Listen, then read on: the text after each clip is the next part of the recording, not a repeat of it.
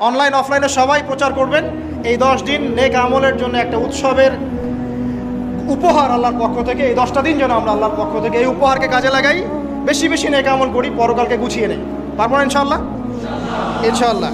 প্রথম কাজ, আর্লি ঘুমিয়ে যাওয়ার চেষ্টা করা। 2 নাম্বার, ফজরের নামাজের মিনিমাম আধা ঘন্টা আগে ঘুম থেকে ওঠার চেষ্টা করা।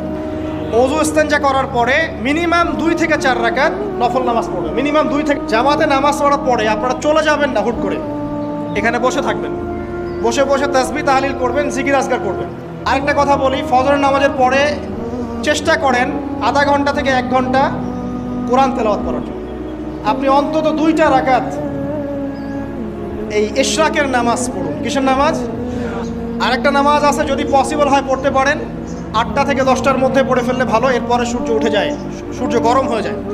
সেটা হলো আপনার এই চাশতের নামাজ, যেটাকে আমরা বলি সলাতুদ দুহা, চাশতের নামাজ। চাশতের নামাজ যে ব্যক্তি নিয়মিত পড়ে তার 2টা স্পেশাল ফজিলত। এক, তাকে দ্বীনের জ্ঞান দেওয়া হবে, ইলম মুখস্থ ক্ষমতা দেওয়া হবে, আপনি হিফজ ক্ষমতা বেড়ে যাবে, কোরআন সুন্নাহ মুখস্থ রাখতে পারবেন ভালো ইনশাআল্লাহ, আল্লাহর পক্ষ থেকে বুঝ দেওয়া হবে। আরেকটা হচ্ছে আপনার দারিদ্রতা আল্লাহ পাক দূর করে দেবেন। একদিন যদি কোরআন তেলাওয়াত করেন একটা নেকি আছে, একটা ফজিলত স্পেশাল, সেটা হলো কোরআন কিয়ামতের মাঠে আপনার পক্ষে সুপারিশ করবে।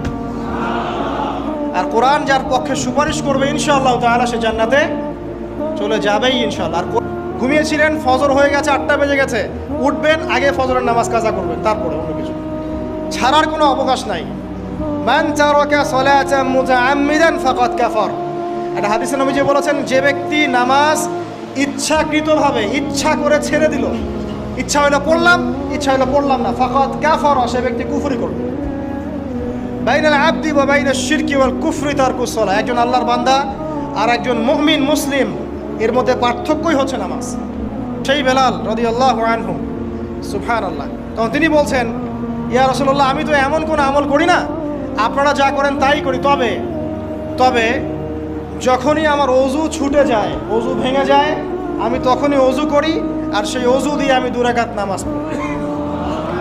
এই নামাজটাকে কি বলে? তাহিয়াতুল ওযু। এই তাহিয়াতুল ওযুটা আমরা আদায় করার চেষ্টা করবো, আল্লাহ পাক তৌফিক দান।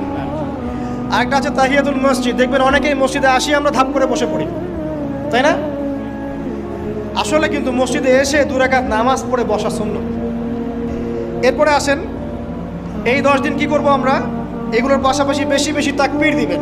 তাকবীর মানে আল্লাহু আকবার, আল্লাহু আকবার, লা ইলাহা ইল্লাল্লাহ, আল্লাহু আকবার, আল্লাহু আকবার, ওয়ালিল্লাহিল হামদ। এরপর এই 10 দিন আমরা বেশি বেশি যে কাজটা করার চেষ্টা করবো সেটা